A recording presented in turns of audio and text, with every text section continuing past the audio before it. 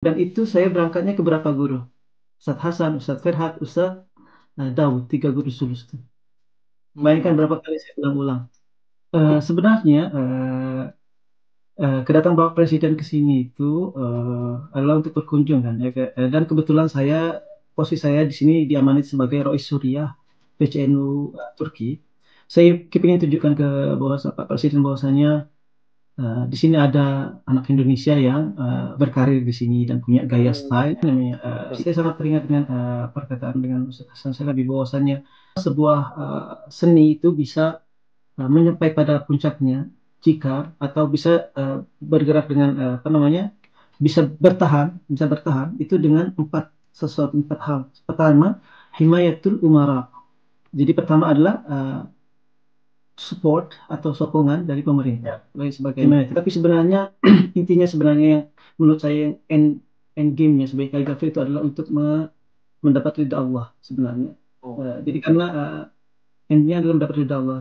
Tergantung kita mau nulisnya itu niatnya seperti apa. Niatnya untuk duniawi saja ya cukup duniawi. Kalau niatnya adalah untuk khidmatul Quran, insya Allah tidak akan tidak akan sia-sia sebenarnya.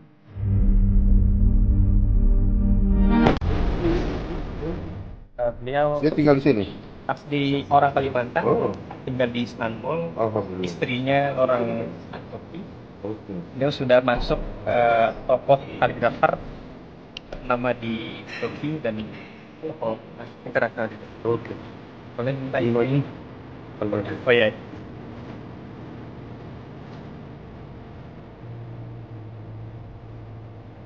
Alhamdulillah pada hari ini kami perwakilan dari NU di Turki memberikan sebuah cenderamata khas dari seniman Indonesia yang sudah terkenal di Turki, sudah termasuk menjadi tokoh kaligrafer ternama dan sudah masuk di dunia internasional. Lewat pesan kaligrafi tadi, semoga kami bentuk apresiasi dan rasa bangga cinta kami kepada Bapak Presiden.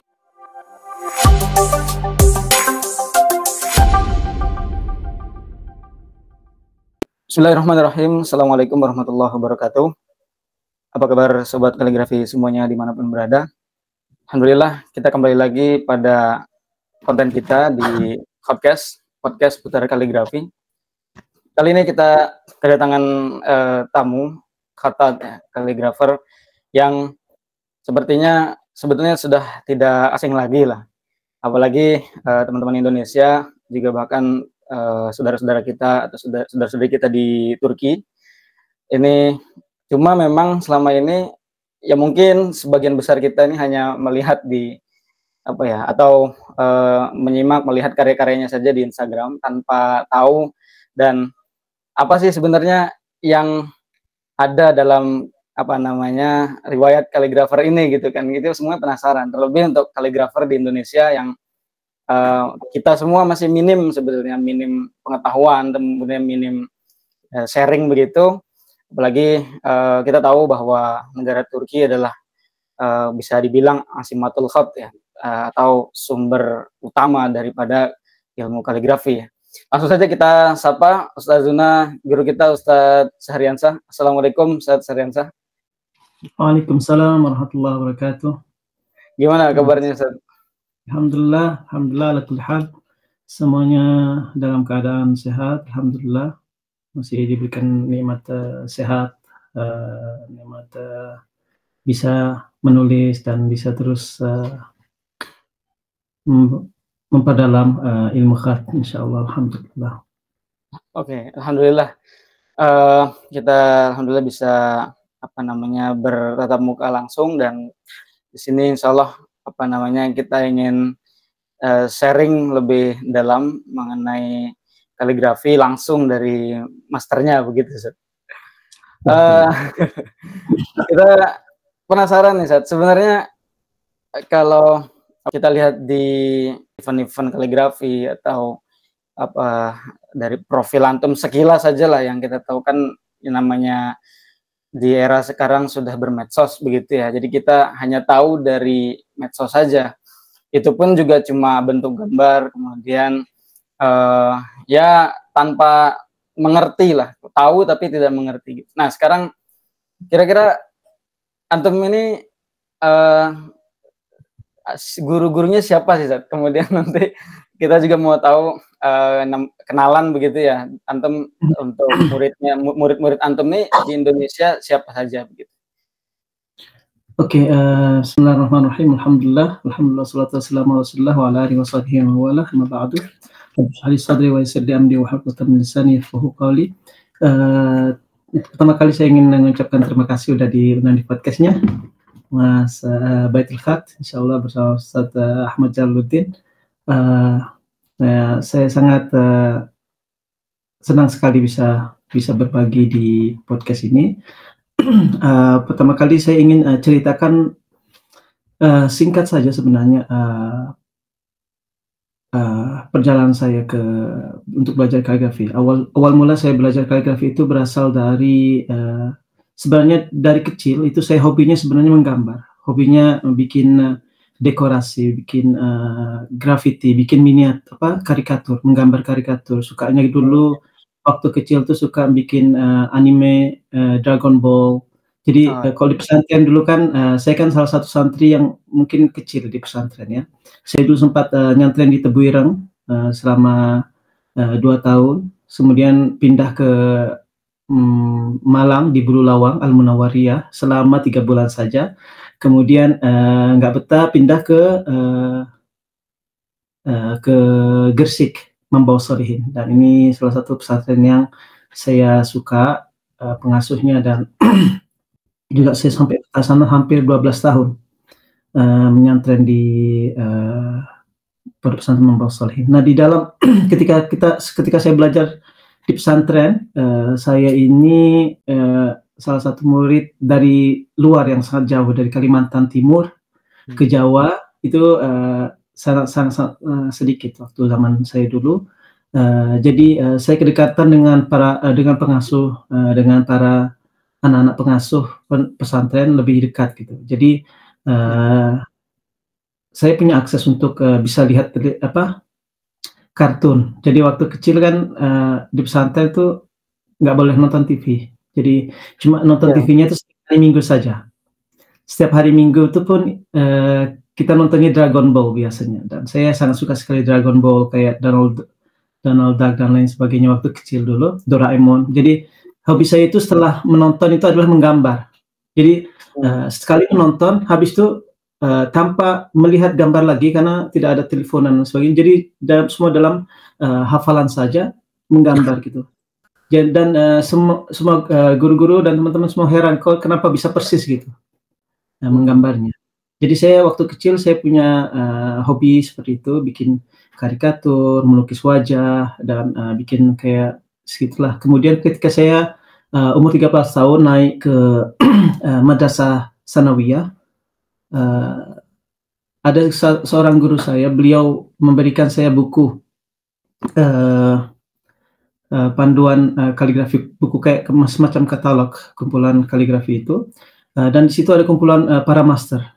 Waktu dulu saya ketika melihat fotokopi itu, saya lihat beberapa karya para master di sana. Salah satunya adalah karyanya Ustadz Hasan Chalabi, Ustadz Dawud Bekter, Ustadz Usman Uscai. Karyanya ada lagi karyanya Abdul Qadir Sainaj. Nah, di karyanya Abdul Qadir Sainaj ini saya sangat jatuh cinta karena saya melihat karyanya itu, ada karya kalau nggak salah itu tulisannya Innallaha ya'muru bil 'adli wal ihsan wa ita'i dzil qurba wa yanha 'anil fahsya'i wal munkar wal baghi ya'idukum la'allakum tadhakkarun.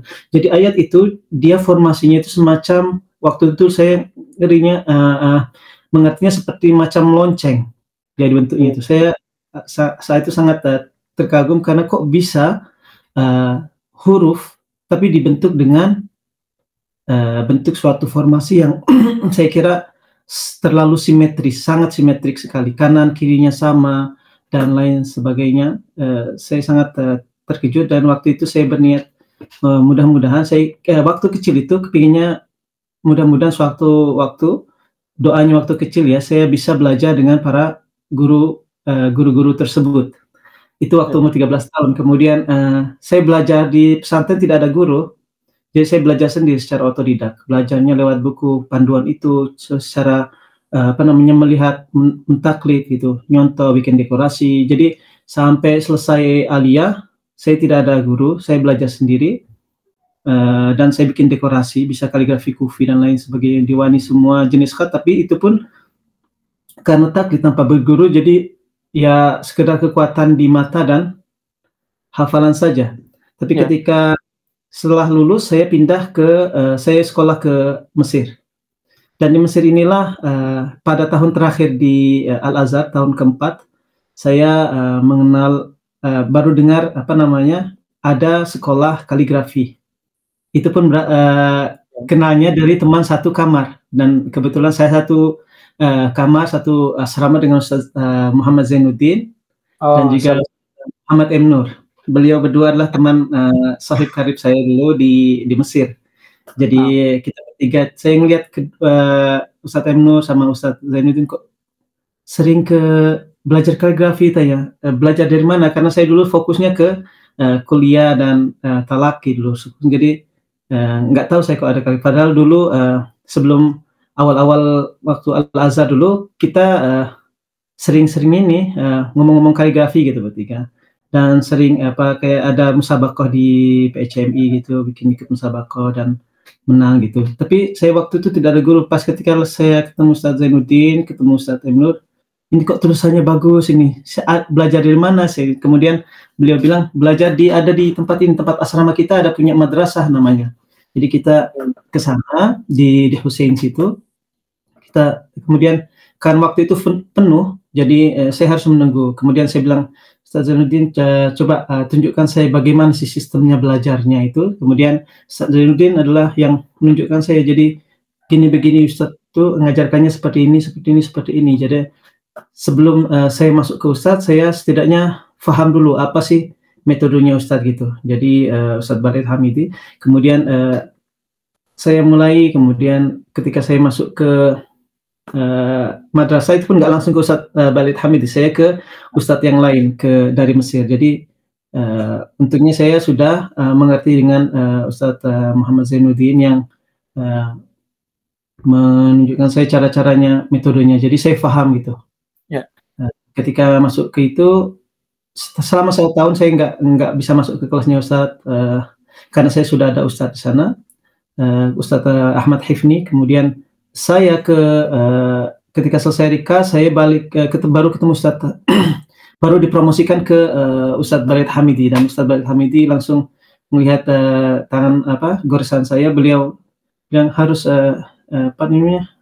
langsung diwani, kemudian diwani jali. Kemudian Rika juga saya mulai belajar dari awal lagi, mulai dari anatomi huruf lagi dengan Ustadz Balid Hamidi. Kemudian setelah itu diwani saya selesai. Salah satu sangat cepat sekali itu, termasuk Ustadz Balid Hamidi dulu bilang saya supersonik katanya, cepat sekali ngerjain diwani jali itu. Diwani kalau nggak salah saya selesai dari khurusnya Sufzan Nun ke Muhammad Izzat itu sekitar kalau nggak salah 2 bulan itu. Kemudian dan Muhammad Izzatnya 1 minggu, yang kurasa Qadim dan Jadid sama yang Qadim. Jadi setiap hari itu setiap seminggu 2 kali waktu itu. Jadi selesailah sampai diwani jali juga cepat. Jadi sekitar saya habis waktu 2 tahun selama di Mesir belajar dengan Ustadz Balid Hamidi dan dapat ikut marasim ijazah sama dengan Ustadz Zainuddin, Ustadz Emnu dan lain-lain kawannya. Kemudian saya lanjut sedikit tali. Kemudian waktu itu kepala saya sudah emang kepingin lanjut karena Ustadz Balid kan setiap minggu kan selalu memberikan kayak bahwasannya ini guru saya. Jadi beliau pas ketika beliau bilang ada Ustadz Hasan Shalabi, saya tanyakan Ustadz Hasan Shalabi apakah benar beliau masih hidup? Padahal waktu umur saya 13 tahun teringat namanya saja bahwasanya ini adalah khatat yang ada di dalam katalog tersebut. Nah, ketika itu saya langsung tanya, itu adalah guru saya, kamu harus kunjungi nanti ke Istanbul. Dan kebetulan saya waktu itu diajak teman saya dari Turki, ayo ke Istanbul, saya ajak kamu ke Istanbul. Saya ke Istanbul untuk jalan-jalan, kemudian kenalan sama Ustadz Hasan Shalabi tahun 2010. Pas tahun 2010 itu saya tunjukkan masuk saya ke Ustadz Hasan Shalabi, dan beliau sangat terkejut dan sangat bangga sekali, dan beliau bilang, tunjukkan kepada para khatat yang ada di sana, lihat tulisan anak ini, tulisannya sangat bagus sesuai dengan seperti apa namanya Madrasah Utsmani. Jadi kemudian dilihat semua, kemudian terakhir beliau tuliskan tulisan Afirin di situ. Kemudian setelah Afirin beliau tulis Istanbul. Ya, jadi ketika saya lihat itu, saya merasa ada message bahwasanya beliau menyuruh saya untuk ke Istanbul. Dan betul sekali, ketika saya ke Istanbul, beliau ketika dekat, saya tanya beliau apakah benar beliau inginkan saya ke Istanbul, dan benar-benar jadi itu mesasnya beliau seperti itu. Allah yarhamu. Jadi beliau menyuruh saya dan saya juga izin Ustadz dan Ustadz Balait yang mensupport saya untuk lanjut ke sana, untuk lanjut langsung ke markasnya, ke sumbernya di Turki. Dan alhamdulillah sampai sekarang saya masih berada di sini untuk belajar dan terus berkarir di sini, alhamdulillah. Jadi guru saya, kemudian saya belajar dengan pertama guru saya di sini Ustadz Hasan Shalabi. Kemudian Ustadz Hasan Shalabi waktu itu agak tidak sehat. Beliau tidak ingin menyanyiakan potensi yang ada pada saya, dan kebetulan karena ajnabi, karena saya bukan orang sini, jadi terbatas oleh waktu. Beliau tidak ingin menyanyiakan waktu saya, jadi beliau suruh saya untuk belajar dengan Ustadz Daud Bektash di Sulaimani waktu itu. Saya pergi ke sana setiap minggu dan pergi ke Ustadz Hasan, dua Ustadz sekaligus. Jadi karena Ustadz Hasan mau dia ke Ustadz Daud dan ke saya juga, dua-duanya. Kemudian setelah itu Ustadz Daud tidak mengajar lagi karena beliau tinggalkan di madrasah itu. Waktu itu semua murid-murid pada bingungan kemana harus meneruskan. Jadi saya konsultasi lagi Ustadz Hasan Shalabi bagaimana. Jadi beliau lanjut dulu sama saya, kemudian beliau promosikan saya ke Ustadz Ferhat Kurlu. Ustadz Ferhat Kurlu di Irsika. Irsika ini kebetulan lebih teratur waktunya. Setiap minggu beliau ada di sana terus. Ya. Dan saya ke Ustadz Ferhat, ke Ustadz Hasan, dua-duanya. Pas ketika hampir 1 tahun, saya kemudian daftar di university. Di university pun dengan Ustadz Daud. Ustadz Daud juga yang mengajar di sana. Saya lanjut 3 guru, jadi Ustadz Ferhat, Ustadz Hasan, dan Ustadz Daud Bektash, 3 sekaligus sulus. Dan susah sekali. Dan kemudian di Irsika setelah saya sulus sudah sampai huruf Ain, saya belajar khat nasakh dengan Ustadz Mumtaz Iskandurdu di Irsika juga bersamaan. Jadi nasakh Ustadz sulus ke Ustadz Ferhat, nasakh ke Ustadz Mumtaz. Jadi dan selesainya masakhnya, karena ini adalah Irsika, dia adalah semacam resmi macam itu yang menaungi para guru yang mengajar di sana. Jadi kebetulan ada marasim ijazah dan para guru menyuruh saya untuk ikut. Itu pun mendesak sekali. Seminggu sebelum acara saya persiapkan ijazahnya, dan guru-guru bilang, kenapa kamu nggak siapkan? Saya bilang saya tidak ada perintah dari antum untuk mempersiapkan, jadi saya tidak mempersiapkan. Kamu tulisannya bagus, jadi harus persiapkan. Ustaz tinggal satu, bisa katanya. Jadi saya persiapkan, matanya juga pendek, Bismillahirrahmanirrahim, surah Al-Insyirah, Alam Nasrah, sampai itu nasakhnya surat Al-Insyirah. Dan saya selesaikan, dan Ustaz tauqi di situ. Jadi ada tauqinya Ustaz Hasan Shalabi, Ustaz Ferhat Kurlu, dan Ustaz Iskandurdu. Jadi ijazahnya beliau yang mengasih. Tapi guru-guru saya di sini alhamdulillah saya sangat diberkati bisa belajar juga dengan Ustadz Osman Oscai, Ustadz Mehmet Oscai, karena Ustadz Mumtaz itu pun beliau yang promosikan saya ke beliau. Jadi biar lebih berkembang tulisannya. Jadi beliau ajarkan sana. Jadi saya ke beliau. Jadi di universitas juga udah ada Ustadz Ali Toy. Jadi Ali Toy juga. Kemudian saya dulu sering ke Ustadz Syawas Cewik juga untuk belajar diwani, juga memantapkan diwani jali. Jadi semacam itu. Jadi guru-guru saya adalah beliau-beliau tersebut. Murid-murid saya di Indonesia Dulu awal-awal sangat rame ya, karena mungkin uh, dulu kan awal sebelum Ustadz balik ke Indonesia kan, ada kawan-kawan belajar gitu. Jadi awal-awal dulu ada dari Pati, Madrasah Pati di Pati sana, Ustadz Huda Oh. Purnawadi, ada Ustadz Miftahul Huda, ada Nur Khalis, ada Muhammad Hamzah, ada Muhammad Hafiz, ada juga kemudian dari LMK ada Mas Puma, ada Ahmad Daryanto juga salah satunya. Beberapa murid juga dari Samarinda, tapi itu waktu saya pulang pergi ke Indonesia. Jadi saya dulu sering pulang pergi ke Indonesia setiap tahun untuk mengajar langsung gitu. Jadi online, jadi hybrid ya, online sama langsung. Seperti itu. Ketika Ustadz Balid Hamidi datang ke Indonesia, saya sangat senang sekali, dan mulai saat itu saya sudah tidak terima murid lagi dari Indonesia. Jadi kalau mau belajar, langsung belajar pada sumbernya yang lebih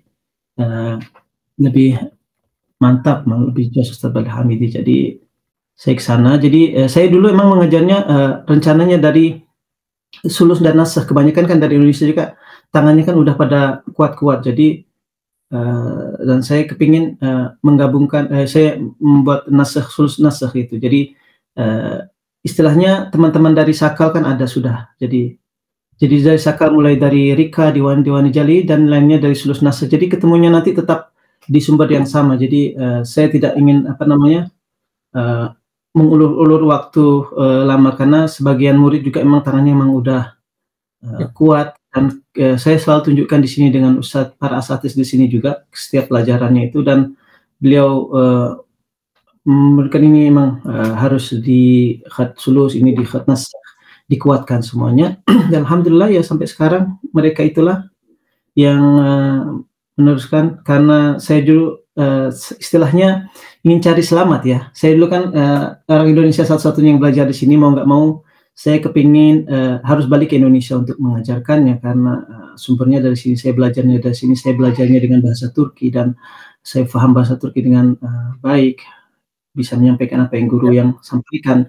Dan itu yang kebanyakan kekurangan para murid-murid yang dari luar negeri yang belajar ke sini, kendala bahasa, karena itu pemahaman mereka setengah-setengah. Sedangkan saya udah bisa bahasa Turki setelah hampir 3 bulan di Turki, saya udah bisa bahasa Turki, sudah paham.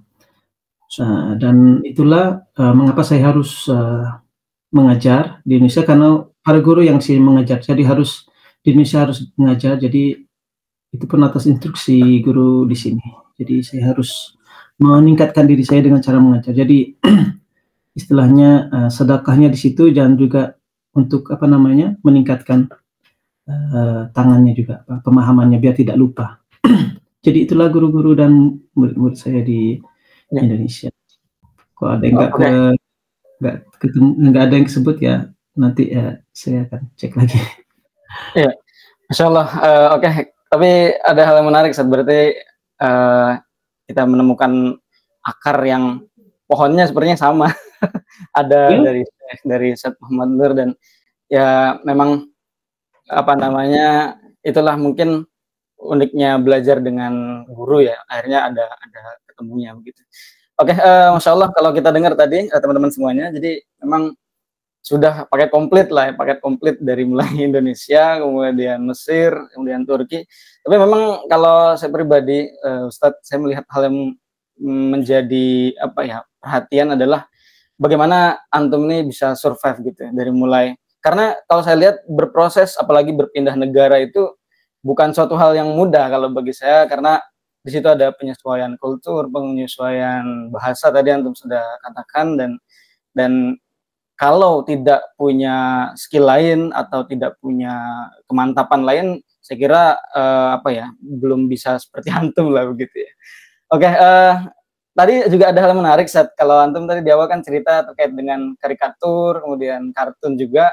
Ini yang mau saya tanyakan nih. Kalau saya lihat kan sekilas ya, ini juga pendapat saya, berarti antum sudah punya habit dan hobi juga dari kecil. Lalu kemudian begini, Ustadz, karena ini pertanyaan template sebenarnya, orang-orang tuh sering nanya, Ustadz atau Mas, ini kalau misalnya ada orang yang mau belajar kaligrafi tapi nggak punya kan orang kadang-kadang sering bahas bakat, bahas apa ya, pemberian gitu ya, skill dan sebagainya. Itu kalau misalnya orang dikatakan mungkin belum punya bakat dasar misalnya, kalau dia memang di seni begitu, apakah bisa belajar khot gitu? Nah, kalau antum sendiri akan menjawab apa kira-kira? Bisa, bisa. Asal dengan ketemu guru yang bagus. Itu guru sangat-sangat penting sekali. Kalau kita ketemu guru yang bagus, yang jadi emas bisa jadi emas. Kalau kita ketemu guru yang tidak mumpuni, yang emas asalnya emas bisa jadi tidak berharga. Jadi tergantung siapa yang memoles.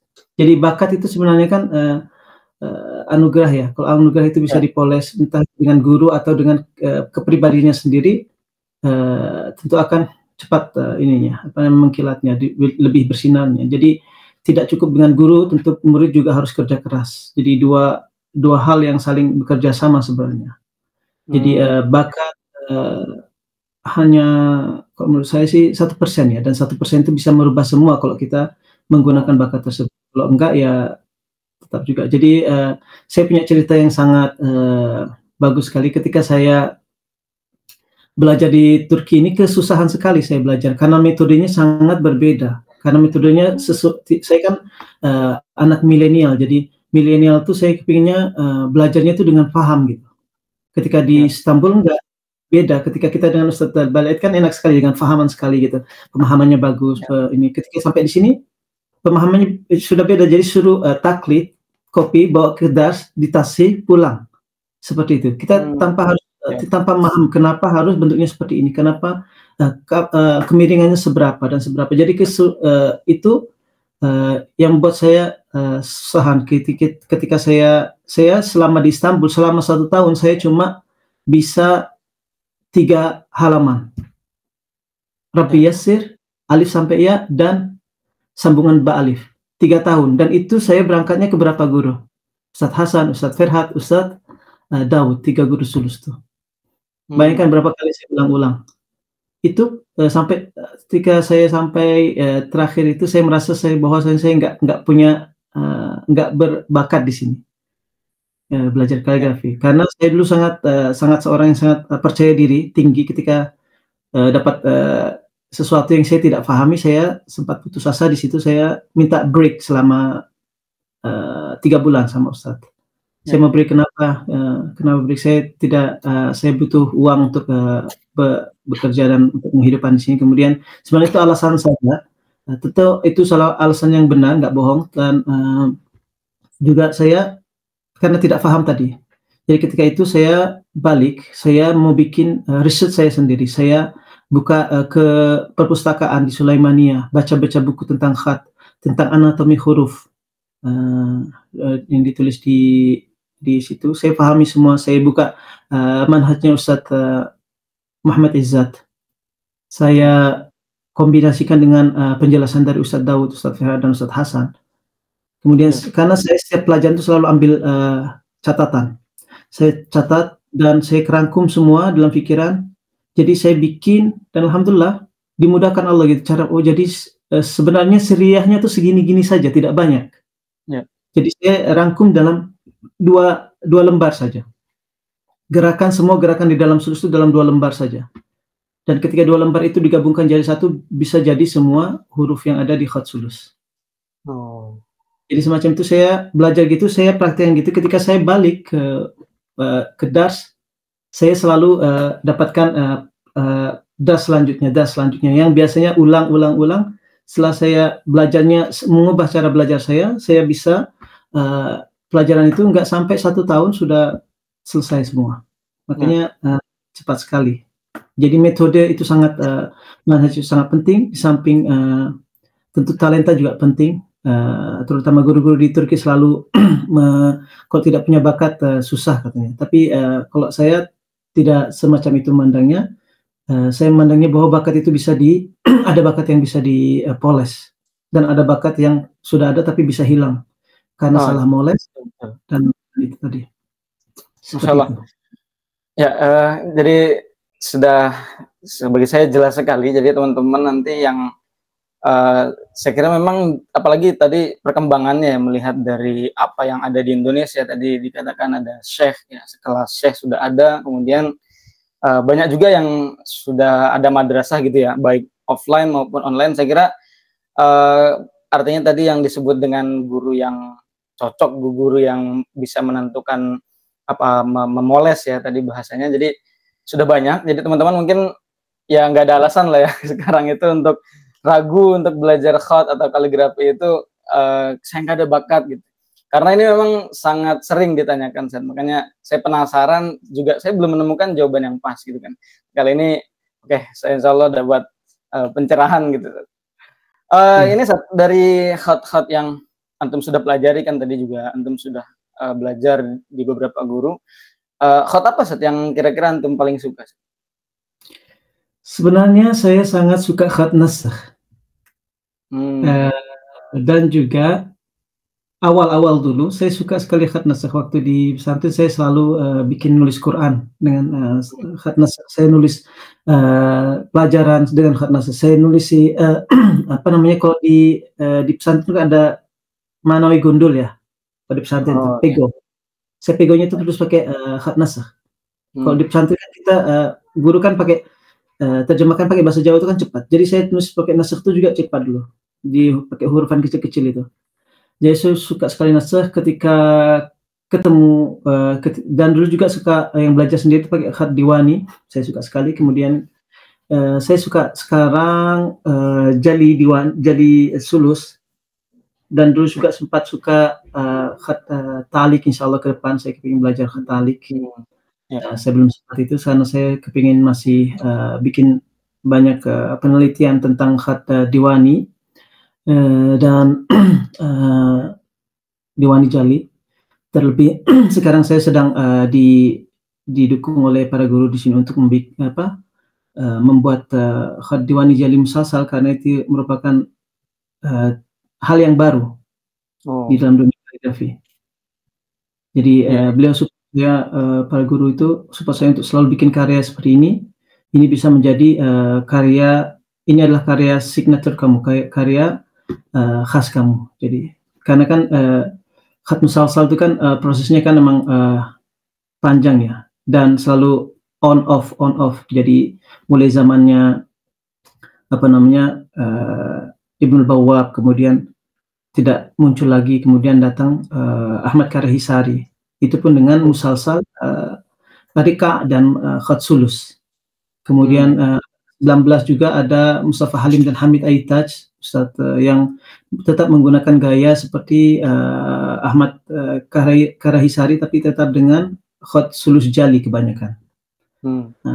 Dan saya sekarang kebetulan Allah berikan hidayah untuk dapat inspirasi bikin diwani jali tapi dengan gaya musalsal. Jadi diwani jali musalsal. Jadi anatominya anatomi diwani, gaya musalsalnya tetap seperti itu.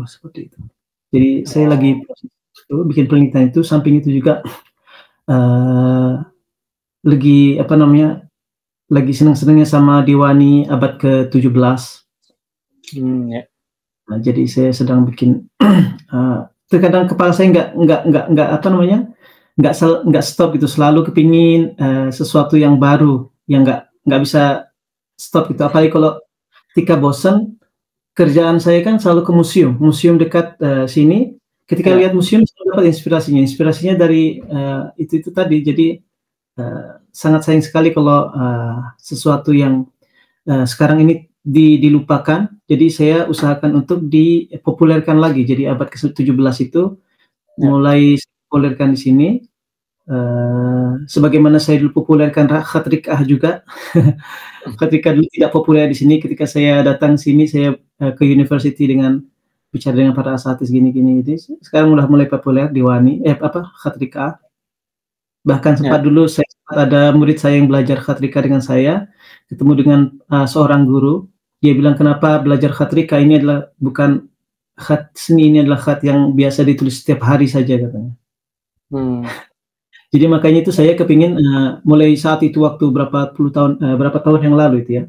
Kemudian saya kepingin tunjukkan bahwasanya khat rikah itu bukan khat biasa, itu khat seni sekali karena beliau saja yang melihat gitu. Jadi saya makanya saya bikin kayak khat Rika Jali untuk sebagai sebagai jawaban saja buat buat mereka yang, dan alhamdulillah responnya ini sangat sangat senang sekali. Bahkan Ustadz Hasan Syalabis ketika saya tunjukkan itu khat Rika dengan apa gaya Firman dan ada harakahnya, karena sebelumnya beliau bilang Rika itu nggak boleh dikasih harakah, nggak perlu dikasih harakah gitu. Ketika ngeliat karya saya itu, beliau sampai bilang, coba lihat ini apa dengan harakah, coba lihat, sangat cantik sekali. Ketika beliau bilang begitu, saya saya baru tahu bahwasanya beliau pun sangat mengapresiasi hal yang baru. Beliau tidak sama sekali tidak kamu buat apa sih, ini sesuatu yang gini, tidak. Ustadz Hasan Syalabis saya kira sangat-sangat wise sekali, sangat selalu motivasi dan memberikan sesuatu yang bagus. Alhamdulillah. Ya, Masya Allah. Jadi tadi saya tertarik dengan antum mengatakan riset ya, ada dekat antum juga ada museum, mungkin juga banyak perpus ya, dan macam-macam tulisan. Jadi tadi antum menyebutkan tertarik dengan Diwani abad ke-17, kemudian tadi melakukan gerakan-gerakan seperti Rik Ajali. Jadi kalau itu juga sempat saya lihat, dan saya sembari antum tadi ngomong itu saya sambil membayangkan ini di feed antum nih yang sebelah mana nih karyanya gitu ya. Nah itu tapi gini, maksud saya teman-teman yang melihat profilnya beliau ini nggak usah bertanya-tanya seakan ini apa, ini kok baru, ini aneh, ini nggak sesuai. Itu kitanya yang belum main jauh gitu kan. Makanya kalau saya kira nanti Ustadz Harian saya itu share apapun itu, satu hal itu pasti saya kira sudah ada ilmunya, dan memang namanya sudah berada di, tadi saya bilang tempatnya khat ya di Istanbul, di Turki, maka tidak ragulah untuk kita apa namanya menelaah, dan kalau perlu sekalian ya kalau penasaran nanti bisa ditanyakan ke Ustadz Harian saya langsung ya. Kemudian ini Ustadz apa namanya? Ini yang tadi musalsal juga Ustadz. Itu saya cocokkan dengan kemarin ada apa namanya kabar ya, ketika kita tahu Bapak Presiden kita saat kemarin kan ke sana, Pak Prabowo ya. Saya lihat sempat juga dari IG antum itu ada videonya atas nama NU kalau nggak salah ya. Nah itu ceritanya gimana Ustadz? Kok bisa se-wow itu ya, apa bahwa presiden datang lalu kemudian antum menjadi kaligrafer yang mempersembahkan karya itu? Sebenarnya kedatangan Bapak Presiden ke sini itu adalah untuk berkunjung kan ya, dan kebetulan posisi saya di sini diamanati sebagai Rois Suriah PCNU Turki, dan saya datang ke sana sebagai perwakilan dari PCNU Turki sebenarnya, dan kebetulan kenapa enggak saya kasih sesuatu hadiah buat Bapak Presiden di sini. Jadi inisiatif saya sendiri sebenarnya untuk mengasihkan itu, dan saya coba kasih konsultasikan ke protokolnya, dan mereka oke, nanti kita aturkan. Tapi sampai di sana saya sempat ketemu dengan Pak Presiden salaman, tapi nggak sempat kasihkan hadiah. Kebetulan malamnya karena sibuk sekali kan programnya, jadi malamnya ada teman dari Ketua Tanfis yang menyerahkan ke sana. Jadi saya serahkan karena saya harus balik ke Istanbul karena jadwal ada pelajaran malam saya yang harus saya kerjakan, jadi saya harus balik ke Istanbul segala. Dan alhamdulillah itu adalah gaya saya ingin tunjukkan ke Pak Presiden bahwasanya di sini ada anak Indonesia yang berkarir di sini dan punya gaya style seperti ini. Tapi saya nggak ketemu, nggak sempat jelaskan, jadi kayaknya nggak begitu tersampaikan visinya, tapi saya sempat kirim tulisan saja di dalam situ. Jadi ayatnya sebenarnya sih sebagai ini juga ya, sebagai kaligrafer itu kan kita harus tidak cuma memberikan hadiah sebagai cenderamata gitu saja, tapi saya ingin memberikan suatu pesan juga di sana, karena surah yang saya kasih itu kan tentang adalah, dan itu sangat cocok sekali dengan beliau sebagai pemimpin yang baru, jadi untuk mengemban amanah.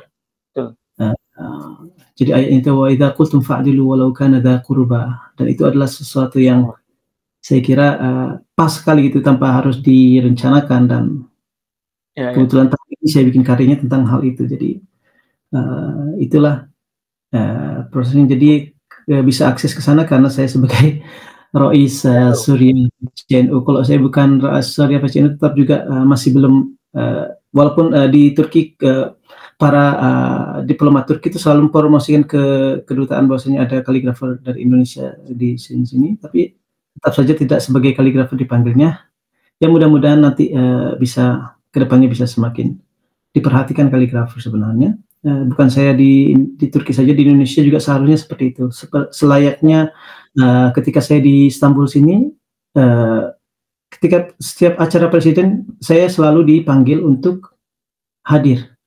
Acara kepresidenan itu, entah acara pembukaan apa, itu selalu dapat undangan dari presiden untuk datang ke, padahal saya bukan orang Turki, padahal saya orang Indonesia yang tinggal di sini, dan nama saya ada dalam list mereka gitu. Itu yang sangat berbeda sekali. Ya itulah karena itu beda. Ya, Masya Allah. Ya itulah, kemarin kita sempat lihat ya videonya bagaimana, mungkin saya kira juga sempat baca ayatnya sebentar gitu. Wah, ini ada selipan pesan gitu. Terus kemudian ini saat apa namanya? Tadi antum berarti sedikit menceritakan keadaan, ya kita bisa katakan hubungannya para tokoh ya, tokoh terutama politik dengan hubungannya dengan seniman, entah antum sebagai warga Indonesia yang di sana atau sebaliknya. Yang saya kira kalau kita berkaca pada Indonesia juga, sebetulnya sisi dari orang-orang Turki, apalagi tokoh-tokohnya itu kemudian berkunjung ke Indonesia, saya kira udah nggak terhitung, artinya banyak sekali. Tapi ya saya juga nggak merasakan gitu. Ini kita bisa sebut misalnya Bapak Presiden Erdogan pernah datang, kemudian ambasadornya ya, Menteri Luar Negerinya juga beberapa kali, bahkan kemarin juga sempat datang ke Gontor, ke tempat saya sebelum ini, dan melihat-lihat karya-karya kaligrafi dan dikenalkan juga, dikomunikasikan.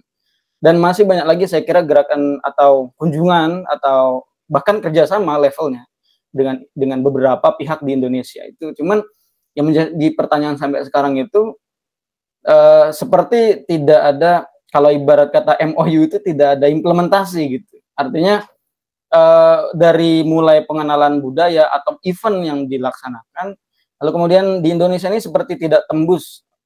Misalnya katakan di Indonesia ada Kemenak, ada atau Kemendikbudnya, ya kan. Kemarin itu Bapak Fadlizon itu ke Irsikal selaku Menteri Budaya gitu ya. Nah itu pun saya ngebayangin ketika itu dalam hati saja, ini beliau ke Irsika, tapi apa yang mau dinegosiasikan di sana gitu kan.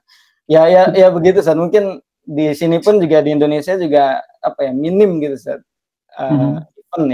Event sebagai implementasinya gitu, Ustaz. Benar. Sebenarnya ya itu tadi saya sangat teringat dengan perkataan dengan Ustaz Hasan Shalabi bahwasanya sebuah sanat itu bisa sebuah seni itu bisa menyampai pada puncaknya jika atau bisa bergerak dengan bisa bertahan itu dengan empat hal. Pertama, himayatul umara.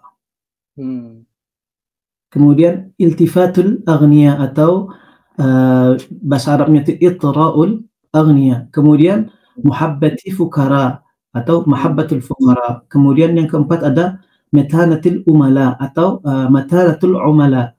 Jadi pertama adalah support atau sokongan dari pemerintah. Himayatul umara. Kemudian iltifatul aghniya. Jadi support juga daripada aghniya itu dalam segi selalu membeli karya-karya tangan. Jadi kalau di Turki ini pemerintah itu memberlakukan, misalnya Pak Presiden Erdogan itu memberlakukan, itu salah satu gebrakan yang membuat khat ini semakin naik pasarannya. Ketika Pak Presiden bilang bahwasanya dilarang untuk memberikan semua jenis plakat atau apa, harus memberikan cenderamata itu dengan karya seni khat. Oh. Itu ketentuannya beliau begitu saja untuk dalam khat itu sangat besar sekali impact-nya. Kemudian karena itu pemerintah ada sokongan seperti itu, para orang-orang kaya pun juga tertarik untuk mengkoleksi karya-karya seperti ini karena mereka tahu karya-karya yang seperti ini adalah sangat-sangat berharga. Karena coba dilihat di museum-museum luar negeri, dikata di manapun di luar negeri, di Amerika, di British Museum, rata-rata semua kaligrafi yang banyak, dan itu pun karya-karya terdahulu. Jadi ada apa namanya, harganya gitu, harga pasarnya, jadi bisa antik gitu. Jadi orang-orang kaya support untuk buat rumahnya juga buat koleksi. Kemudian yang ketiga adalah mahabbatul fuqara. Apa maksudnya mahabbatul fuqara? Maksudnya adalah bahwa orang-orang yang miskin atau tidak mampu untuk membeli pun senang gitu. Senangnya bisa jadi dengan mau untuk belajar. Karena dengan belajar dia akan mencintai, atau sekedar dengan kepingin memberikan apa namanya support atau mengajarkan ke anak-anaknya. Jadi mereka senang di rumahnya ada kaligrafi misalnya. Misalnya kita berikan hadiah ke rumah-rumah itu. Jadi prosesnya nanti itu dengan para orang-orang kaya misalnya memberikan satu tulisan di rumah gitu. Entah itu atau berupa fotokopi atau yang asli, mereka kasihkan ke di rumah bentuk frame. Jadi semua orang-orang miskin yang tidak bisa lauha bisa menikmatinya gitu. Jadi itu salah satu. Yang ketiga, yang keempat adalah artist determination atau matanatul umala. Jadi di sini adalah bagaimana seorang artis seorang seniman itu benar-benar memberikan apa namanya kemampuannya secara maksimal dalam mengerjakan sebuah karya. Jadi sebuah karya tidak sekedar oke begitu saja, harus dengan dipikirkan secara matang. Jadi determinasinya yang sangat penting dalam membuat karya itu. Semua orang mungkin bisa segera menggoreskan gini saja, menggoreskan alif, nokta atau apa, atau gaya-gaya semacam itu, tapi itu determinasinya berbeda dengan apa yang kita pelajari dengan kaidah ya. Itu yang sangat penting, yang bikin suatu karya itu bisa bertahan lama sebenarnya. Makanya itu baqaul itu. Jadi untuk baqaul fan itu situ harusnya ada 4 syarat ini yang harus dimiliki. Jadi pemerintah kok sudah support, kita harus, orang-orang kaya juga harus support, orang-orang miskin juga harus diberikan pendidikan. Jadi istilahnya itu memberikan pendidikan yang baik sebenarnya. Jadi bukan bahwasanya belajar kaligrafi itu bukan sekedar sekedar bikin saja, tapi harus dengan determinasi tinggi, dengan belajar yang benar, belajar sumbernya yang benar dulu, baru bikin karya. Jadi karya itu bisa bertahan lama jikalau kita membikinnya dengan banyak unsur penelitian. Jadi ketika saya tadi tanyakan saya kok bisa bikin sesuatu yang gebrakan yang baru, karena saya bikin research, saya bikin lain, dan saya selalu tunjukkan ke guru gitu, dan responnya oke. Jadi karena nggak sembarangan kalau saya berani posting itu, berarti saya harus berani menghadapi, karena di sini adalah markasnya khat. Banyak para kaligrafer akan apa nih istilahnya itu ya, mengkritik dan lain sebagainya, dan alhamdulillah sampai sekarang tidak ada kritikan yang masuk. Walaupun ada sempat saya bikin apa namanya yang portrait itu, yang pernah lihat bikin portraitnya Erdogan, portraitnya Muhammad Ali, dan Habib pernah lihat kan yang dalam khat Diwan Jali. Itu sebenarnya saya kenapa bikin itu, saya suka gambar. Kedua, kemudian saya kepingin dalam pikiran saya sejak dulu adalah gimana sih kaligrafi itu bisa menjadi sebuah portrait dan bisa dinikmati gitu, tapi dengan tulisan yang bagus, dengan tulisan yang berkaidah. Jadi sementara ini kebanyakan bikin kayak itu bentuk-bentuk, tapi khatnya tidak jelas apa khatnya. Jadi, dan saya kepingin bentuk dalam bentuk kalimat dan berkomposisi gitu. Jadi pikiran saya dulu seperti itu, dan saya kombinasikan beberapa dengan gaya teknik dan lain sebagainya, dan alhamdulillah itu pun saya langsung post, beraniin saja post, dan ada dapat respon dari para guru yang bagus, ada dapat respon dari orang yang bukan guru sebenarnya, bukan dunia kaligrafi. Dia bilang ini bid'ah katanya, kenapa bikin portrait Erdogan dengan tulisan kaligrafi nggak sesuai, padahal dia nggak bisa baca, bahwasanya tulisan itu bukan ayat Al-Quran, tapi di situ adalah kalimat-kalimat Erdogan ketika pidato. Karena beliau mereka tidak paham bahasa. Jadi mereka kira saya tulis Al-Quran di dalam situ. Padahal itu tidak Quran, itu adalah tulisan-tulisan yang kalimat-kalimatnya Erdogan ketika berorasi, dan begitu juga dengan Habib dan yang lainnya. Jadi ketika ada support dari, ketika ada kaligrafi yang ketika kaligrafer menyatakan bagus, berarti khalas, finish. Selagi saya tidak menulis dengan yang macam-macam, jadi saya menulisnya dengan dipikirkan dan research, dan alhamdulillah sampai sekarang banyak permintaan, tapi saya tidak bikin potret untuk sembarang. Saya cuma bikin untuk orang-orang khusus saja. Saya karena kepingin menunjukkan itu sebagai kenangan saja, bahwasanya ini ada proses semacam ini. Jadi beberapa nama sebenarnya sempat saya bikin, tapi nggak sempat karena kebanyakan yang harus dikerjakan. Saya kepingin mematangkan yang lainnya juga. Oke, jadi memang dari tadi yang disampaikan itu ada, saya ambil tuh berarti budaya, tradisi, dan mungkin perhatian pemerintah terutama itu di Turki itu ya berbeda mungkin ya dengan di Indonesia. Dan masalah tadi penjelasan yang sangat langka, dan baru dengar juga 4 poin tadi ya, memang dari Antum dan mungkin juga dari Ustaz Hasan Salabi, Allah yarham. Kemudian tadi unik saat yang Antum menjelaskan ada gambar wajah, tadi ada Bapak Erdogan, kemudian tokoh-tokoh lain itu. Emang itu ada ini Ustaz ya, apa ya, semacam ketentuan atau mungkin hal-hal yang mungkin perlu dihindari, semacam kalau mengisi tulisan di wajah itu, jangan pakai ayat Quran deh, gitu ada Ustaz ya? Kalau saya pribadi, ketika saya bikin karya seperti ini, saya kan bikinnya asal kepala saya saja. Dalam pikiran saya semacam ini, saya sepertinya bisa bikin bentuk seperti ini. Jadi awal saya memang belajar kan tidak boleh tulis kayak ayat Al-Quran misalnya gitu, Allah Muhammad, kalau bisa dihindari.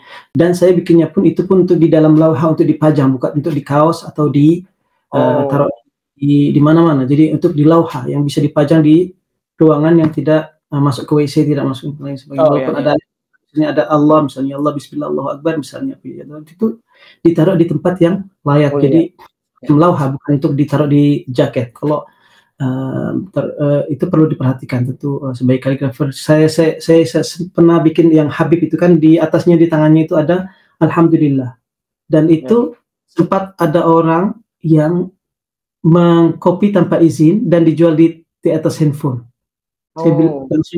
Saya bilang saya tegur, nggak boleh seperti itu ada tulisannya. Jadi mereka harus sudah karena tanpa izin, coba izin, itu kebiasaan orang-orang yang Oke, sangat menarik pembahasannya. Untuk ini ada sesuatu yang mungkin ini salah satu yang saya penasaran juga, dan mungkin mau dapat pencerahan lah ya. Untuk khot itu sebetulnya kalau kita bisa sebut mungkin end game dari khot itu tuh apa sih? Maksudnya kita kan kadang mungkin memandang khot itu orang belajar khot nih, oke, kita untuk benefit ya, katakan ada yang orientasinya profit, kemudian ada mungkin yang belajar kemudian tujuannya ini. Ada juga mungkin di Indonesia yang marak itu kadang ya buat ikut lomba lah atau, tapi sebetulnya yang menjadi ujung daripada khot itu, atau kita sebut dengan end game-nya itu apa sih Ustaz? Katakan begini Ustaz, misalnya kalau ilmu itu, misalnya ada orang-orang belajar fisika nih, dia nanti ujungnya itu orang fisikawan tuh bisa menjadi dokter gitu ya misalnya. Karena dia sudah mempelajari ilmu-ilmu bekal untuk menjadi dokter kan gitu. Kalau khot itu sendiri apa sih? Oke, pertanyaan sangat bagus sekali. End game. Jadi kalau kita bilang secara bercandanya ya, bahwasanya tidak ada end game dalam kaligraf untuk belajar. Kalau end game itu kapan? Ketika dia berhenti belajar, itu sudah end. Belajarnya jadi sebenarnya dari inti dari untuk belajar kaligrafi itu kan bermacam-macam orang. Ada kepingin nulis mushaf, ada yang kepingin endingnya bikin nulis di atas masjid, ada yang lain sebagainya. Tapi sebenarnya intinya sebenarnya yang menurut saya yang end end game-nya sebagai kaligrafer itu adalah untuk mendapat ridha Allah sebenarnya. Jadi karena end-nya adalah mendapat ridha Allah. Tergantung kita mau nulisnya itu niatnya seperti apa. Niatnya untuk duniawi saja ya cukup duniawi. Kalau niatnya adalah untuk khidmatul Quran, insya Allah tidak akan tidak akan sia-sia. Sebenarnya end game-nya kita itu adalah ridha Allah. Jadi kita posisi kita sebagai khattat ini sebenarnya bisa sebagai apa saja, bisa sebagai dai. Termasuk kita bikin karya ini adalah sebagai dai juga. Kalau kita bisa mencantumkan nilai-nilai spiritual dalam karya kita, filosofi dari Quran itu, dan juga kita juga bisa menjadi sebagai seorang psikiater. Kok bisa jadi psikiater? Ketika kita menjadi seorang guru, sebagai orang kaligrafi kita harus bisa mengatur kontrol emosi murid-murid kita, mengatur bagaimana cara mereka belajar, mengatur jaga pola mereka belajar.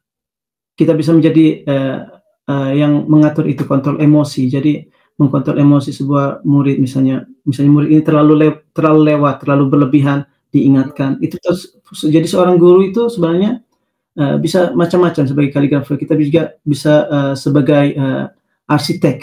Kita juga bisa sebagai musisi yang bisa dikatakan seperti itu, karena arsitek kita bikin komposisi, karena itu saya selalu ingin saya suka sangat sekali dengan arsitektur, saya suka dengan geometri, saya selalu membuat suatu karya itu dalam satu hitung-hitungan kayak bikin mimar, bikin arsitektur seperti semacam itu.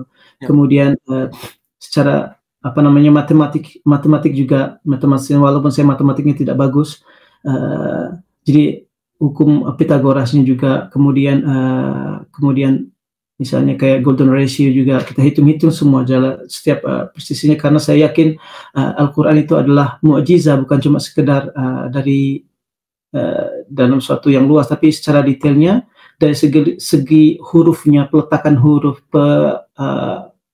berapa huruf yang ada dalam Quran itu semuanya adalah mukjizat. Ketika kita bikin komposisi kan selalu bisa dapat haknya 2 di sini, lafzul jalalain taruh di tengah, misalnya ada 2 huruf yang sama di sini, 2 sama.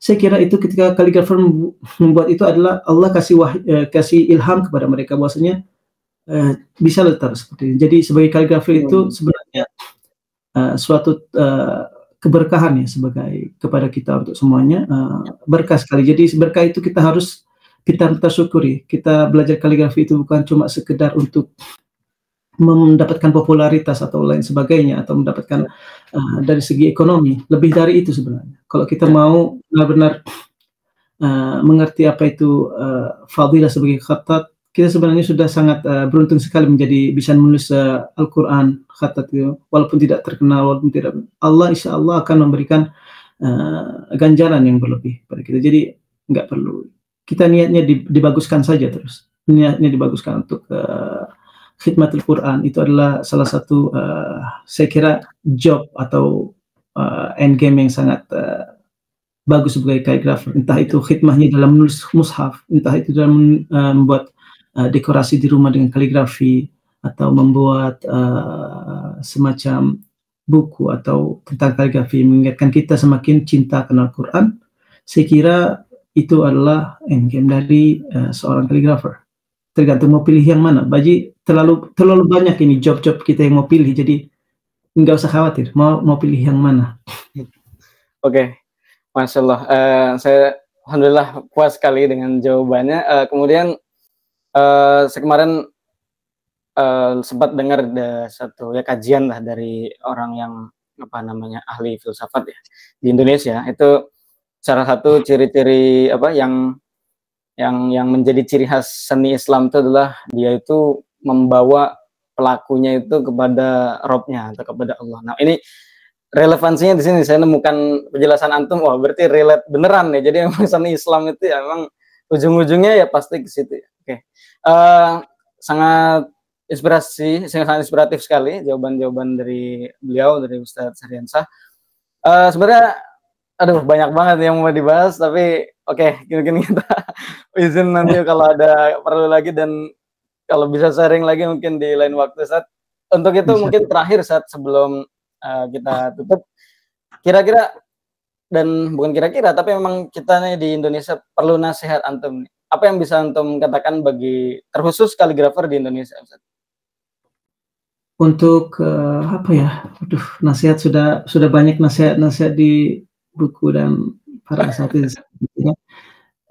Jadi mungkin saya sebagai personal saja ya, ketika jadi orang Indonesia seorang yang sini, saya kepingin teman-teman yang lainnya juga dari Indonesia yang punya bakat-bakat kalau bisa timbain mau ke sini, ke Turki, ke Istanbul, yang mampu silahkan ke sini. Belajar di sini dengan masternya, belajar bahasa Turki tentu untuk bisa paham. Nanti insya Allah saya di sini akan siap bantu selagi ada umur. Jadi saya secara personal kepingin teman-teman yang lain bisa belajar di sini, kalau bisa berkarir pun di sini. Saya sudah buktikan saya bisa, pasti teman-teman yang juga bisa. Tapi tentu dengan niat ini mungkin banyak teman-teman yang banyak tanya, Ustaz gimana cara belajar di sana, belajar ini, saya kepingin jawab di situ nasihatnya. Jadi kepingin belajar di sini bisa, tapi harus siap semuanya, mental kuat pertama kali. Tentu sokongan ekonomi juga harus kuat. Ekonomi insya Allah Allah kasih, selagi kita niatnya bagus, Allah kasih jalan semuanya. Saya kesini juga sempat nggak ada bantuan dari keluarga karena saya larang untuk membantu sejak saya di Mesir. Jadi saya berjuang sendiri, bikin kerja sendiri, jadi translator, jadi guide, kemudian dan lain sebagainya. Jadi saya kerja bisa seperti itu. Yang penting niatnya awal untuk belajar kaligrafi, mau gak mau harus usaha yang bagus, niat yang bagus, niat yang benar. Hingga kalau niatnya benar, insya Allah bonusnya juga banyak. Jadi itu saja. Jadi belajarnya harus kuat, siapkan mentalnya, siapkan segalanya ke sini. Nasihatnya itu secara personal yang mau belajar ke sini.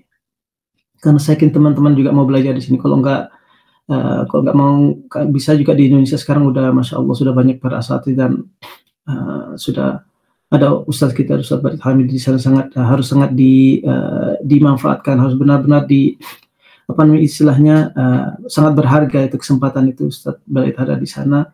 Jadi harus terus belajar, cari guru yang pas, cari guru yang benar, yang bisa membimbing gitu. Karena tugas seorang guru itu bukan untuk sebenarnya kalau menurut saya bukan untuk mengajarkan murid kita belajar nulis untuk nulis bagus saja, tapi lebih dari itu adalah sebagai pembimbing untuk membimbingnya ke jalan bagaimana bisa terus menulis dengan bagus, bisa terus meningkatkan dan bisa mensupport ya, sebenarnya seperti itu.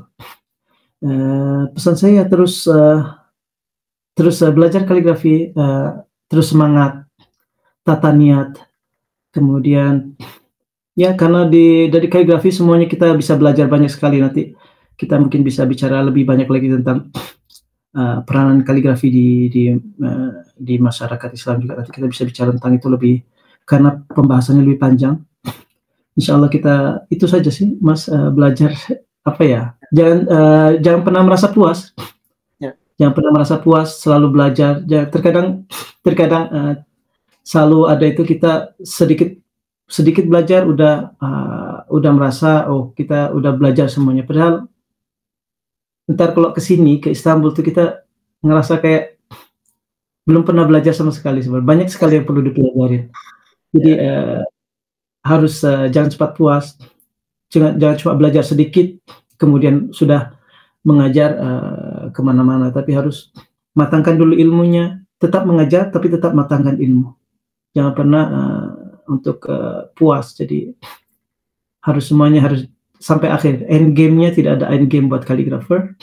Ya end game-nya itu tadi. Kalau kita sudah berhenti untuk menulis, itu sudah end. Jadi harus terus belajar, terus ilmunya masih banyak. Harus ada yang kesini bantu saya untuk terus menggali. Terkadang saya kalau merasa sendiri itu, terkadang juga, waduh saya sendiri aja, tapi saya nikmati, alhamdulillah. Jadi kalau ada yang lain tuh kita bisa share-nya lebih enak lagi. Ya alhamdulillah Mas Ahmad Mas Jalaluddin udah undang saya ke sini bisa share sedikit tentang pengalaman tentang ini. Alhamdulillah, terima kasih banyak udah diundang. Semoga semakin sukses Baitul Khat. Saya selalu ikutin terus Baitul Khatnya, saya subscribe dan juga Insya Allah terus memberikan inspirasi buat teman-teman di Indonesia dan di dunia, insya Allah. Mudah-mudahan nanti kedepannya semakin bagus pembahasannya. Keren. Masya Allah. Alhamdulillah begitu banyak pesan yang bernilai, berarti dan berguna sekali bagi masing-masing kita selaku pembelajar khat, dan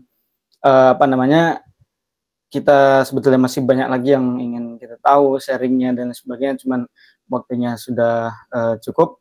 Dan itu tadi kurang lebih penjelasan daripada guru kita, Ustaz Syahriansah. Kita doakan semoga antum sehat selalu, Ustaz, di sana, kemudian bisa sukses selalu, kemudian bisa lebih bermanfaat lagi, dan tentunya kita ingin belajar banyak ke depannya dengan antum.